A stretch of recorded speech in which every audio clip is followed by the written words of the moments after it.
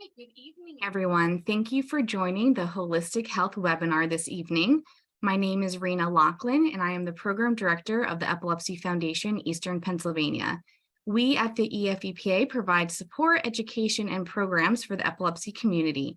Tonight, it is our pleasure to have Karen Holcomb talk with you all about epilepsy and self-care using a holistic approach.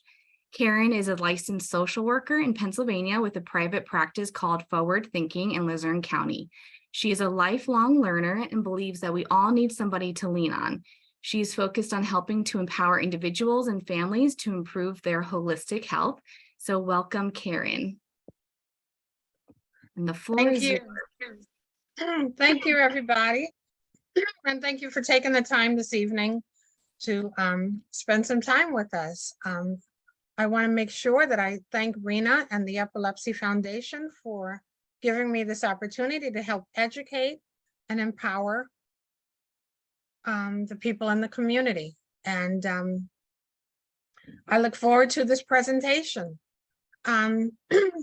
Excuse me, as Rena mentioned, I have a private practice in Kingston, and I believe that holistic health is very, very important. And when I think of diagnoses, medical conditions, I can say that epilepsy is something that is near and dear to my heart.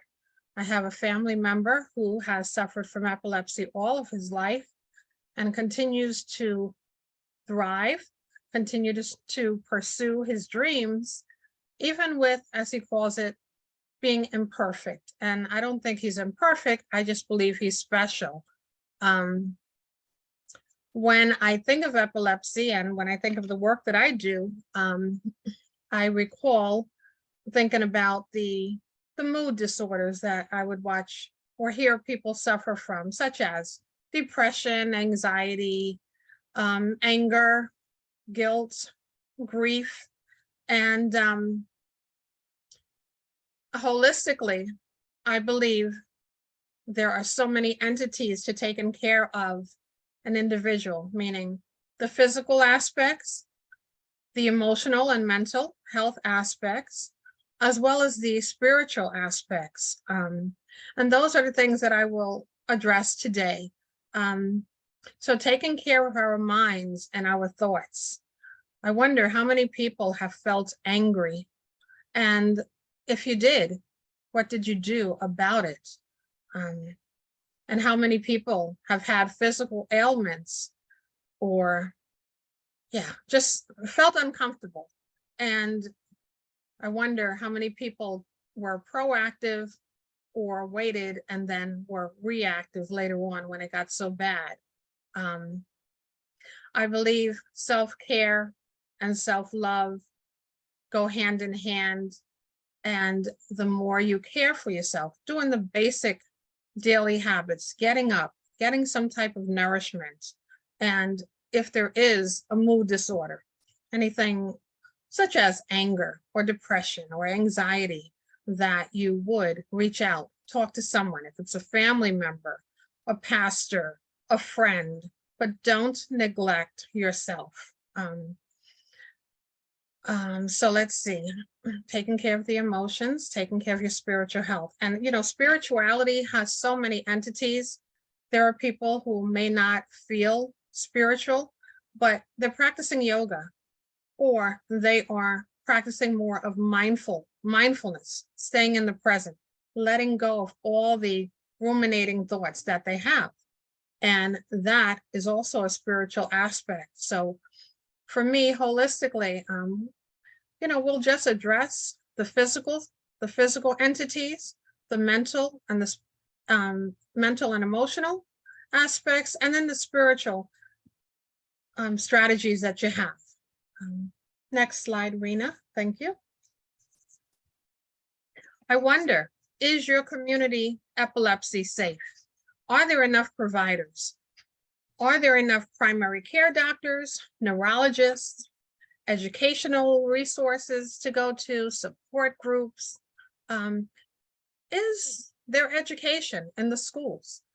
Would you know what to do if a friend of yours, a partner, had a seizure So those are things that I want you to think about because it's so important. And I believe a community that sticks together um, lives healthier and happier together.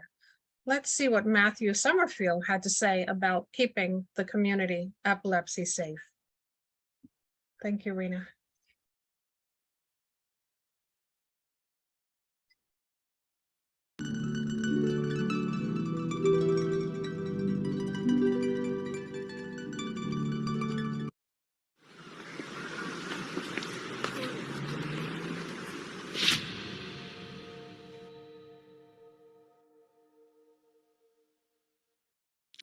Let's say you're out at dinner with your family, and you hear some commotion. You then see someone choking, and instinctively you rush to perform the Heimlich maneuver. They thank you for saving their life, and you think nothing of it because you're taught this life-saving act. But we're not taught all life-saving procedures. What if, on the stage, I have a seizure? Would you know what to do to potentially save my life? Let me introduce myself. My name is Matthew, and I have an invisible disability. Specifically, I have idiopathic generalized epilepsy. It is something I battle every single day, rain or shine. But each day, I'm offered an ultimatum. I can either become the victim of my circumstances or become the victor of my daily battles. But what does this mean? What does fighting an invisible enemy look like? What happens when you're the only one fighting? Well, you see, over the course of 11 years, I've made several observations about how the world around me views epilepsy. Surely you see me and you cannot see that I have epilepsy, or that I'm in constant fear of having a seizure. This is all thanks to the facade I present every single day for everyone I meet. It provides the perfectly normal and generic glow that everyone falls for. One of the first observations I made was that most people have no idea what epilepsy is. To summarize it, epilepsy is a chronic neurological condition characterized by recurring seizures. Who can develop it? Anyone. It doesn't matter who you are or what you look like. As long as you have a brain, you can develop epilepsy. There's a multitude of causes in several different types. Epilepsy is even fatal. Sudden unexpected death is a leading cause of death in individuals with uncontrollable seizures. To better translate my diagnosis, I'll break it down. My epilepsy is idiopathic, which means it has an unknown cause. It's generalized, which means it's in both hemispheres of my brain. The seizure types I have are absence, myoclonic, and tonic-clonic. You see, epilepsy is more than just a seizure, and it is the additional side effects that fall in line with my diagnosis that remain largely unknown and unspoken about. My first seizure was horrific. I, although unconscious, was violently seizing on the floor of my childhood home on a snowy February morning. Feels like yesterday. I'd been seizing for 45 minutes. The emergency personnel arrived, they wrangled me, put in an IV, and rushed me to the hospital. Most of you don't know what a seizure is like, but it's like having your soul ripped from your body as your vision fades to black, and you're left to wonder whether you're going to die.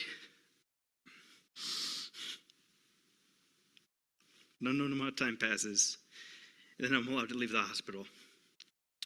But I didn't just leave with a diagnosis. I was told to keep my epilepsy a secret, to avoid the stigma, to not tell anybody, because I'd be looked at differently. Wouldn't get any friends, wouldn't get a job, wouldn't even graduate high school. It didn't make any sense. As you can see, quite emotional, yes. But I was 11. 11! So I didn't follow the orders. I didn't do what they said, which makes sense. I did the exact opposite. I made it well known that I had epilepsy.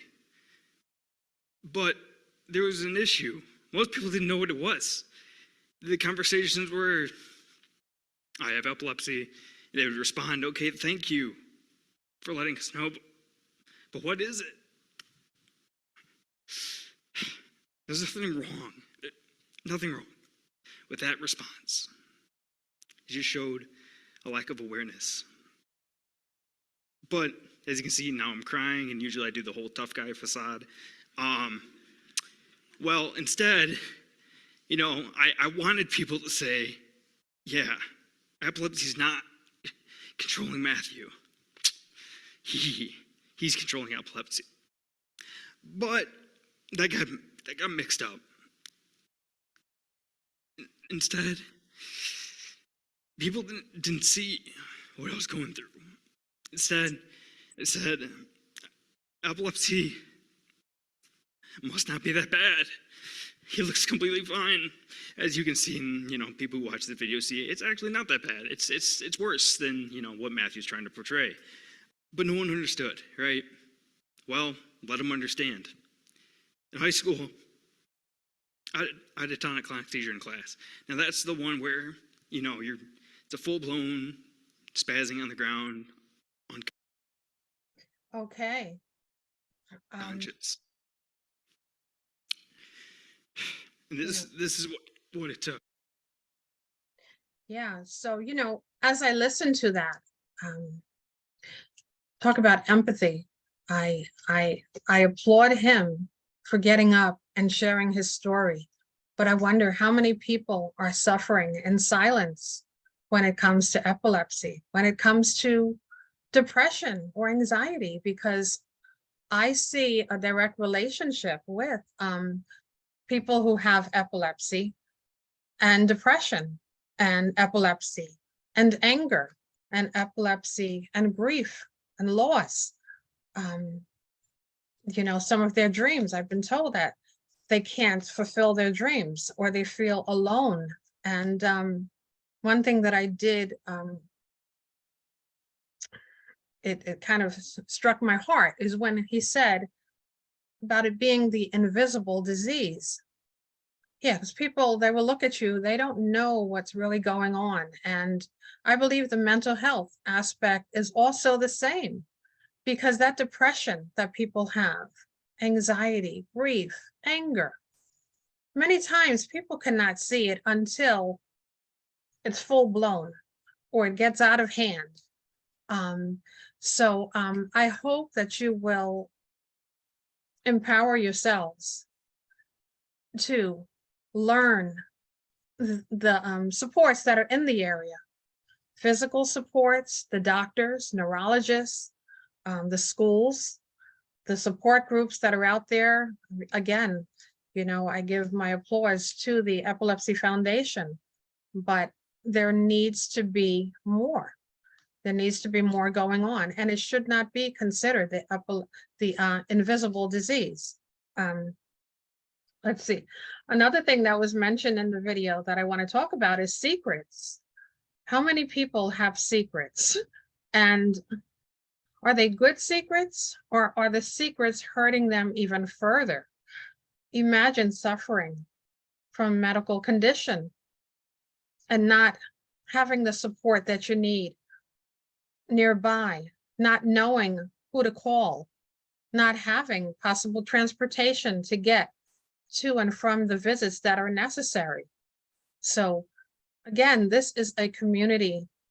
This is a call for the community to continue to step up, continue to work together, and create someone that's physically strong, mentally and emotionally, and also spiritually strong. Okay. Thank you. Next slide, Rena. Okay. So as we're talking, I think there are problems and there are solutions in this world. Problemas y soluciones. And we can choose to be the victim or the victor, victima or vencedora. I wonder which one you will choose. I believe as a therapist, my role is to be solution-oriented, and I try to do that every day. We have a lot of concerns that exist in this world. And if we just lean on the problems all the time. Talk about draining, talk about exhaustion, talk about increased mental stressors. That's the only thing that can happen. So again, use the communities to support you and be a victim. I apologize. Do not be a victim. Be a victor. Claim yourself and, scream out loud. Let people know, I need help. I want help. Or this is what's going on. Thank you, Rena. Next slide.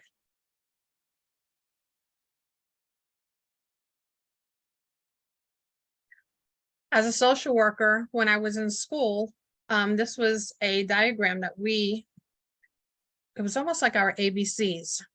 If anyone is familiar with this, they would recognize this as being Maslow's hierarchy of needs. And you might be wondering, how does that fit into epilepsy and holistic health? Well, I believe the first level, the physiological level, is so important. If a person is not breathing and does not have their basic needs, such as food, water, sex, sleep, homeostasis, having a balance in the life, and being able to excrete things as needed, how can they feel safe, secure, develop morality, have a family that is healthy, and have themselves that are healthy and prosper? The next level would be love and belonging. Friendships. Friendships are so important in every entity, and especially for someone who is diagnosed with epilepsy. Friendships, family, sexual intimacy. People are humans. We're sexual creatures. We like to cuddle. We like to be near one another. Those things are so important. And then the higher level is self-esteem, having confidence, being able to see your achievements and talk about them, and gain respect from others and be respected by others. And most importantly, respect yourself, regardless of what diagnosis you have.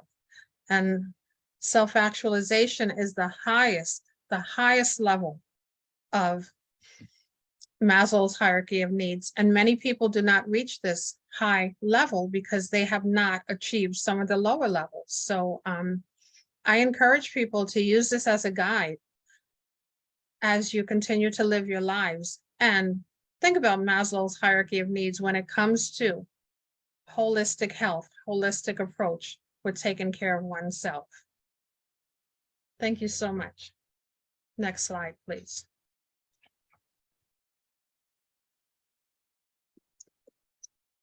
Yeah, as a social worker, my Bible, I'll call it, is the Code of Ethics, and we are responsible for making sure that we provide a safe environment for people, that we embrace diversities, the differences in cultures, confidentiality, keeping things amongst ourselves as needed, empowering the individual, educating, encouraging them to keep moving, self-determination, allowing the client to decide what is best for them, within reason, of course. But again, we have to make sure we hear what their needs are and not judge. Protection from harm is so important when it comes to holistic health. If you're not feeling safe, how can one seek out help? If you're feeling stigmatized, if you're feeling like you're not going to be respected or heard, people will not go and reach their dreams. I find it ironic that self-care was recently added to the Code of Ethics as being one of the mandates, when I've been reminded all my life that if we cannot take care of ourselves, how can we take care of someone else? So as providers, as family, as friends, and as people who might be suffering from epilepsy, make sure the basic needs are being met, okay? And basic needs can center in all of those quadrants: physical care, emotional and physical care, emotional and mental self-care, as well as spiritual self-care. All of those are so important to keep a holistic connection. Thank you, Rena. Next slide. Okay, now what I have for the group, I figured I would do some trivia. True or false, social work trivia. Verdadero or falso? I have 5 questions, and I want you to think about the answers, either true or false. Number 1, is happiness an outside job?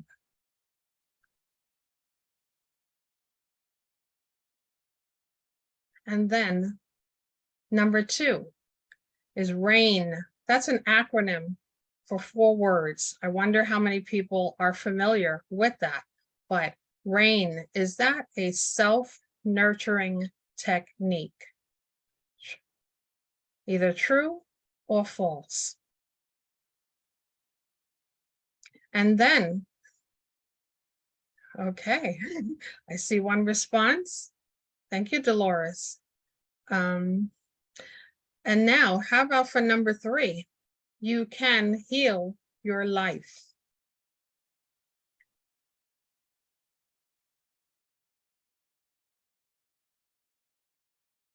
Okay, thank you. Number 4, self-compassion is essential for healthy living. I wonder how many people have heard that term, self-compassion, and we'll talk about that in a little bit. Thank you. Thank you for the responses. And number 5, thank you, everyone. Stigmas help clients live their best lives.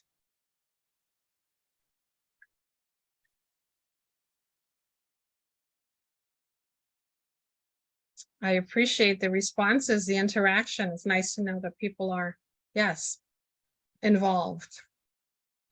Thank you all. So what we'll do is we'll go to the next slide, and then we will review the answers. But before I let you listen to Mr. Maxwell, I want to just address self-compassion. That's a buzzword that's been coming up a whole lot. I wonder how many people are familiar with that term. If they use it in their lives, if they feel it's good or bad. Self-compassion is being kind to oneself, not judging. It's accepting you for who you are.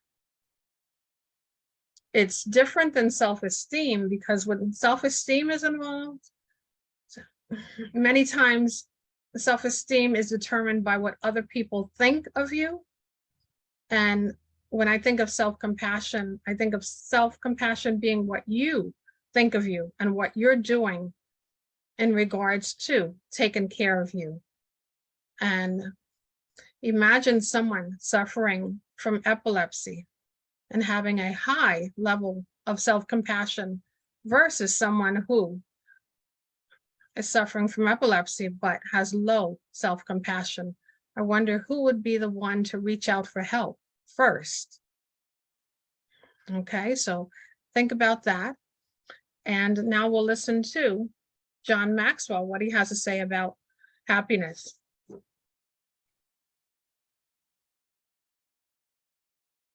I used to get asked to do a lot of free speaking gigs, and then everything changed. And I started getting offered $10,000, $15,000, $20,000.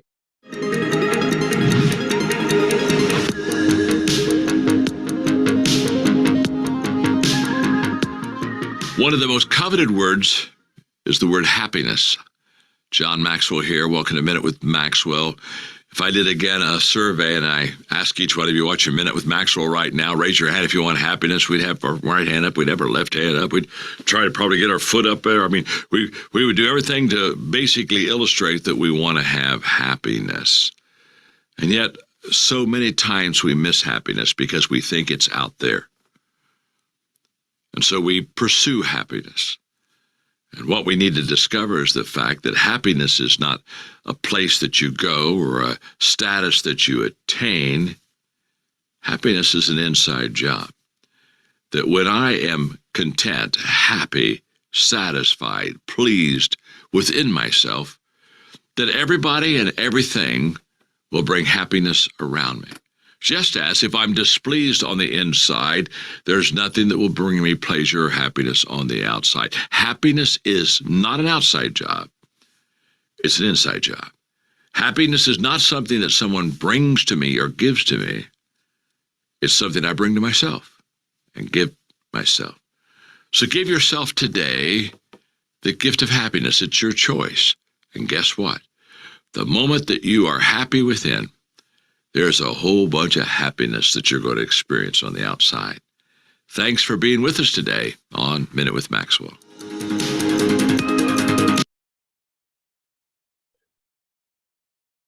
Yes.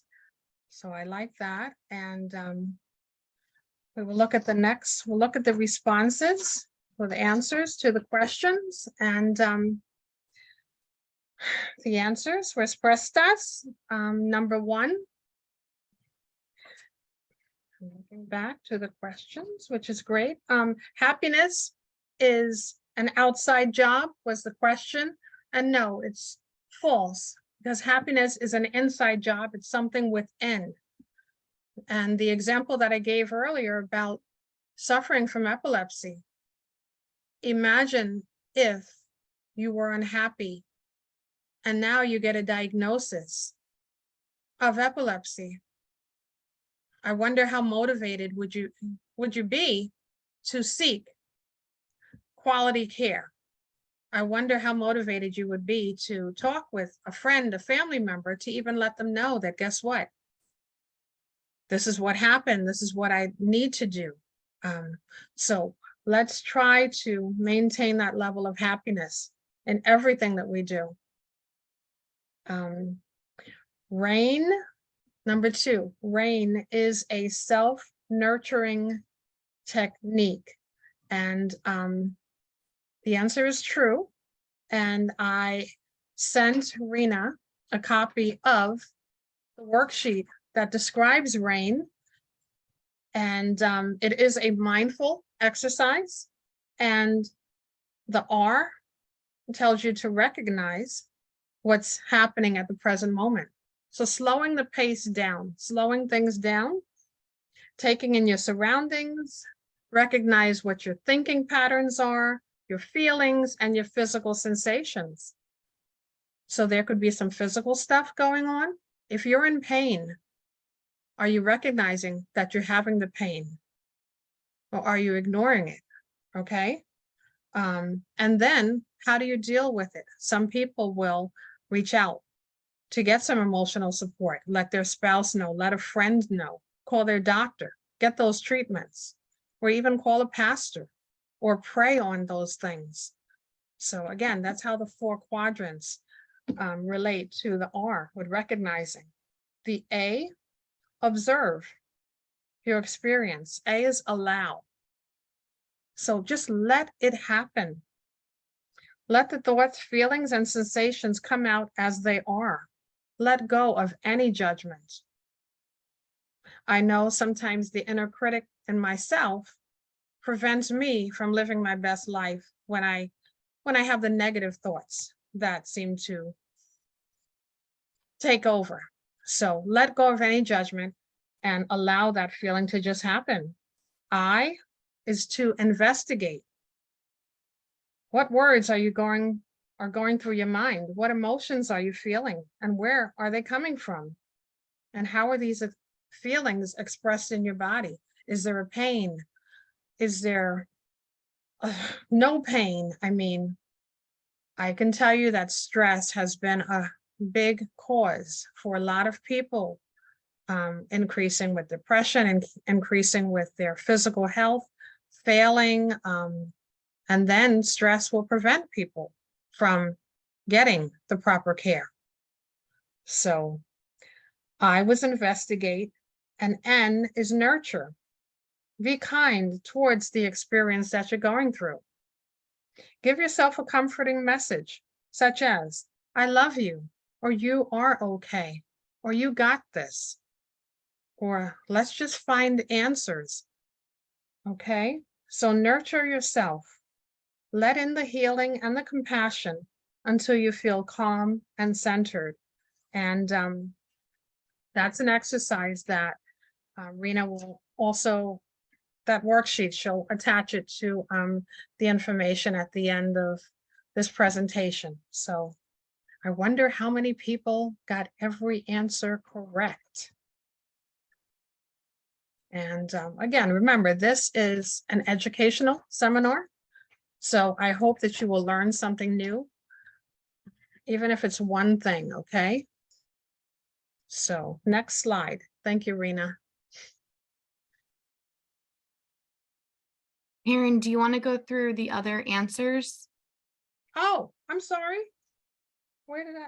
Oh, you know what? I did number 2. Oh, my fault. I'm sorry about that. Number 3. Yes, you can heal your life. That is true. And based on what we talked about earlier, taking the steps to seek help or not, taking the steps to deal with the emotions as they come up or not, taking the time to improve the self-care. Get up every day, jump in that shower, jump in that bath, turn on some music, pray every day. I think it starts with each and every one of us. When we work to heal ourselves, other people will be available because they know that we're looking for the help. So 3 was true, healing your life. And 4, self-compassion is essential for healthy living. Yes, true. Having that non-judgmental, kind attitude towards yourself will make things easy to reach, easy to obtain, and even on a bad day, it'll turn that bad day into a better day at the end of the day. And number 5, stigmas. Stigmas help clients live their best lives. That is false. Stigmas ruin one's quality of life because people are so afraid of seeking help. I know in the mental health field, people who are seeking help, they feel they should keep it a secret. And I remind people, live the best life you can. And if something is broken, get it fixed. You don't have to broadcast it on Facebook or anything like that, but get the help that you need and destigmatize what's happening. Don't let other people prevent you from living the best life. Thank you all.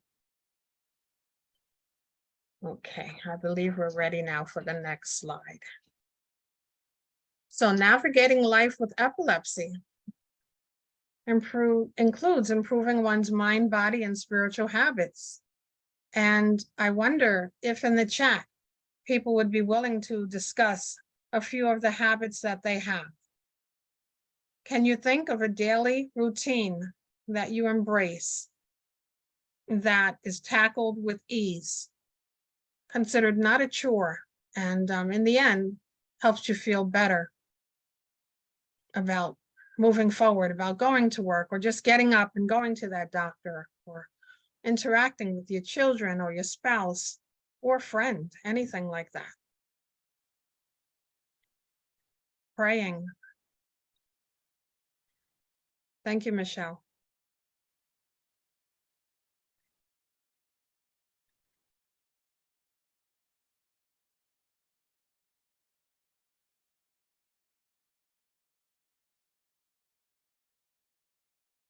Prayer.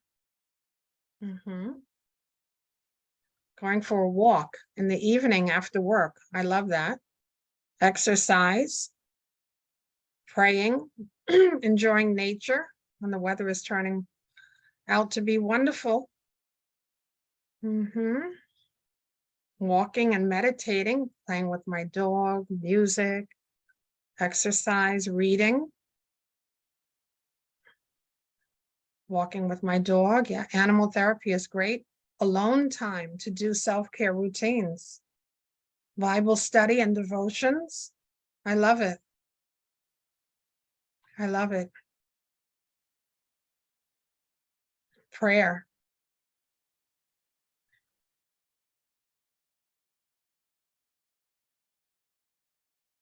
Dancing the night away and texting my friends. Okay. Great, great. I thank everybody for sharing those ideas and just, yeah, and singing in my car. I love it. I love it. And try not to forget the basic self-care habits, such as brushing your teeth in the morning, getting adequate rest, taking that shower, putting on a clean outfit. I know when COVID started, a lot of people admitted to just feeling drained and not wanting to move, having a routine. Yeah. And, you know, epilepsy slows people down in some ways, I think mentally and physically. But if those daily habits continue, I like the singing to myself. Yeah, you will be able to tackle whatever comes your way. Singing to myself, sharing a time of tea, quiet time. I love that quiet time. Wonderful. Okay, thank you. Next slide. This is a poem that I received years ago from a good friend, and it was just another reminder of how practicing meditation and just being mindful of the moment is so, so important. And I hope you all can appreciate this. Sip your tea nice and slow. Thank you, Rena.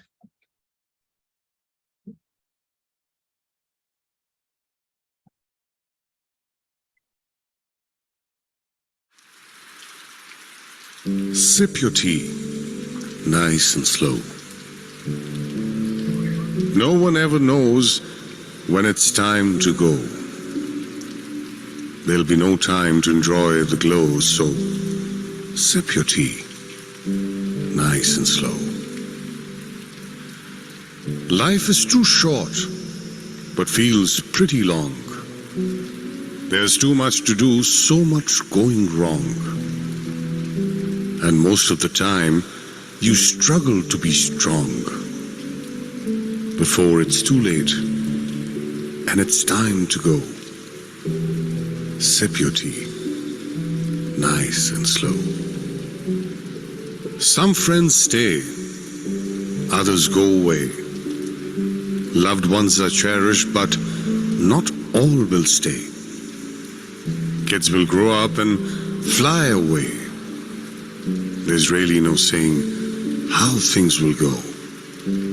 So sip your tea, nice and slow. In the end, it's really all about understanding love for this world and in the stars above. Appreciate and value who truly cares. Smile and breathe and let your worries go. So just sip your tea, nice and slow. So just sip your tea, nice and slow.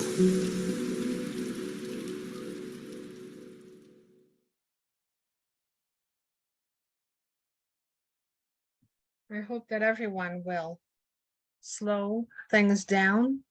And if it's not tea that you drink and it's coffee or water, you know, sip it nice and slow. Enjoy every moment that you can. I know COVID has reminded me to enjoy the simple pleasures because we don't know what tomorrow will bring. So I hope that was enjoyable. And thank you. Next slide. Okay, one of my favorite poets is Maya Angelou. And the poem I've learned has so many meanings to me as a mother, as a friend, as a sister, as a therapist. I don't know how many people are familiar with it, but we will share, we will look at it, and I will read the last verse of it. But this is something for all of you to have and to remember. Thank you, Rena.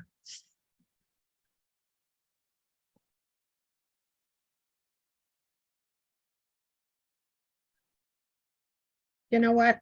I think if it's okay, I will read the whole poem. It's not that long. So I've learned by Maya Angelou. I've learned that no matter what happens or how bad it seems today, life does go on and it will get better tomorrow. I've learned that you can tell a lot about a person by the way he or she handles three things: a rainy day, lost luggage, and tangled Christmas tree lights. I've learned that regardless of your relationship with your parents, you'll miss them when they're gone from your life. I've learned that making a living is not the same thing as making a life. I've learned that life sometimes gives you a second chance. I've learned that you shouldn't go through life with a catcher's mitt on both hands. You need to be able to throw something back. I've learned that whenever I decide something with an open heart, I usually make the right decision. I've learned that even when I have pains, I don't have to be one. I've learned that every day you should reach out and touch someone. People love a warm hug or just a friendly pat on the back. I've learned that I still have a lot to learn. I've learned that people will forget what you said, people will forget what you did, but people will never forget how you made them feel. I love this poem. Okay. So, as I think of holistic health, self-care, and epilepsy, there were some additions that I added.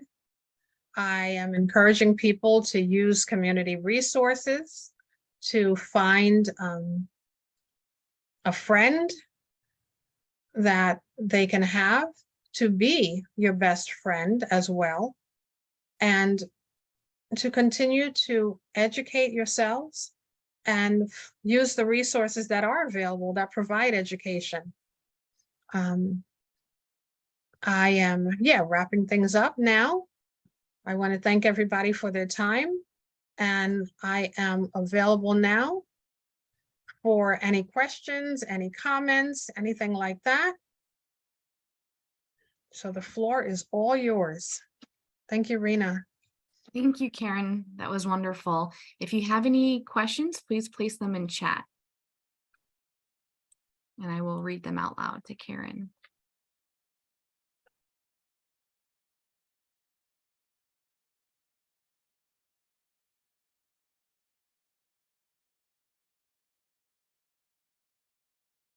Any questions at all, just place them in chat.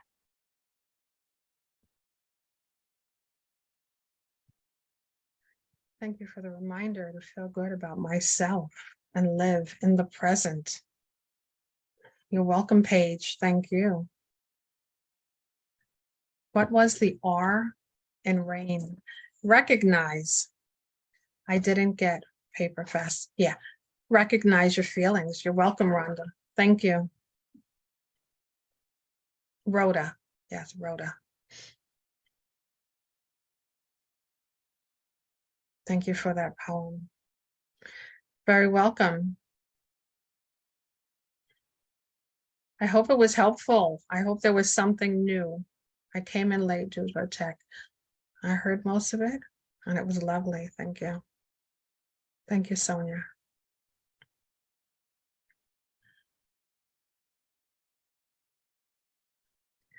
Wonderful presentation. Thank you. It's now my favorite poem. Okay, LaShawn. Just a- Karen, someone said, I forget that it's okay to have epilepsy. And I think that's a really powerful statement. yes, it is okay. It is okay. And remember, self-compassion. Remember, taking good care and not letting that negative judgment in any way impact the choices that you make. I believe everyone is special and everyone can get better and everyone can live a healthy life if they just reach out. Great job. Thank you, Patrick. Such a wonderful webinar. And I'm glad that there was something that you learned. I hope that everyone learned something new by this. True friends and family don't mind. Okay, great. Just wish I gave me new insights how to care for students with a medical condition. Wonderful. You're very welcome, everyone. Thank you. My goal is to continue to educate and empower, and it sounds like I succeeded by providing some tools, extra tools to help people. Well, thank you so much, Karen. That was wonderful. It was uplifting, empowering. We really appreciate you. Thank you everyone for attending tonight. We have more wonderful educational opportunities in April and May that can be found on our website at www.efepa.org under programs and services. So I hope everyone has a wonderful rest of the evening and take care. Thank Bye, you. everybody. Thank Stay well, you. everybody.